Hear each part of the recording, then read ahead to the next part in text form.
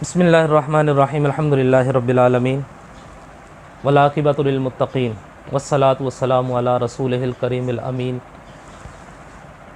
معزز سامعین کرام، السلام علیکم ورحمۃ اللہ وبرکاتہ۔ آج جو سوال ہمارے سامنے آیا ہے وہ ہے کہ حیض ختم ہونے کے بعد غسل کا صحیح طریقہ کیا ہے، اور پھر ایک عجیب سوال بھی سامنے آیا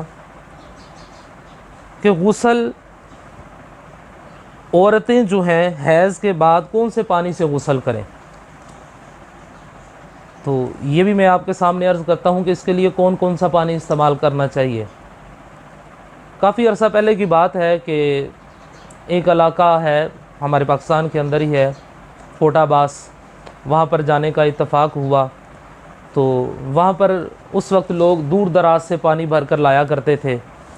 تو وہاں پر ایک پیر صاحب، اللہ تعالیٰ ان کو ہدایت دے، ان سے بھی ملاقات ہوئی۔ تو وہ دیکھا کہ وہ پیر صاحب کا جو معاملہ تھا وہ یہ تھا کہ لوگ لوٹا بھر کے پانی لے کر آتے تھے، اور جن کو غسل جنابت درکار ہوتا تھا، غسل کرنا ہوتا تھا، تو وہ پیر صاحب، وہ مولوی صاحب جو تھے وہ اس کے اوپر دم کرتے تھے، وہ لوگ لے جاتے تھے۔ میں دیکھ رہا تھا، میں نے کہا شاید یہ لوگ پانی شانی پینے کے لیے لے کے جا رہے ہیں، کوئی ایسا تو میں نے ایک بندے سے پوچھا یہ سارے لوگ لائن لگا کر آ رہے ہیں، پانی دم کروا رہے ہیں، کہ کون سی اللہ خیر کرے بیماری آ گئی گاؤں کے اندر؟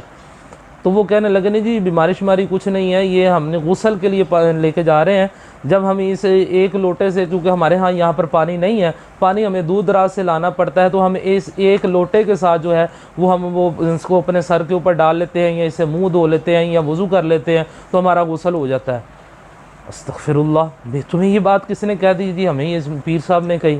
میں نے ان پیر صاحب سے جا کے پوچھا جناب یہ تو وہ آگے سے پیر صاحب کا جو جواب تھا نا، وہ کیونکہ ان سے وہ بات چیت ہو چکی تھی، تو وہ پیر صاحب جو تھے وہ کہنے وہ جناب وہ کیا کریں جی، وہ ہمارے ساتھ پیٹ لگا ہوا ہے، تو اگر ہم ان کو وہ سارا کچھ بتا دیں گے تو جناب پھر وہ ہمارا کیا بنے گا؟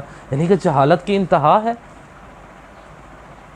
اب یہی سوال جو میرے سامنے آیا، اس کے اوپر سے مجھے یہ والی بات یاد آ گئی کہ عورتیں جو ہیں وہ کون سا پانی استعمال کریں حیض سے جب فارغ ہوں، تو وہ کون سا پانی استعمال کریں؟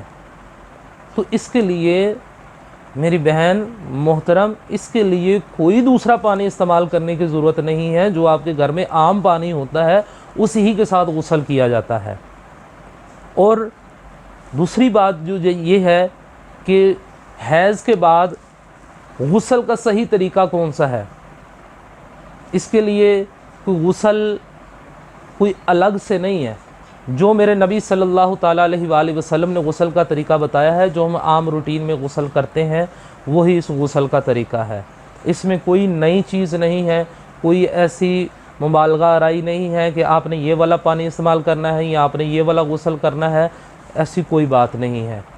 غسل ایک ہی ہے جو میرے نبی صلی اللہ تعالیٰ علیہ وآلہ وسلم نے ارشاد فرمایا، اس سے آگے کوئی دوسرا تیسرا غسل نہیں ہے۔ لہٰذا حیض سے جب آپ فارغ ہوں تو جو غسل کا طریقہ ہے اس طریقے سے آپ نے غسل کرنا ہے۔ جو گھر میں پانی ہے وہی پانی آپ نے استعمال کرنا ہے۔ اللہ تعالیٰ کی بارگاہ میں دعا ہے کہ اللہ تعالیٰ ہمیں دین اسلام کو سمجھنے کی اور اس پر عمل کر کے دوسروں تک پہنچانے کی توفیق عطا فرمائے۔ آمین وما علیہ الا البلاغ المبین۔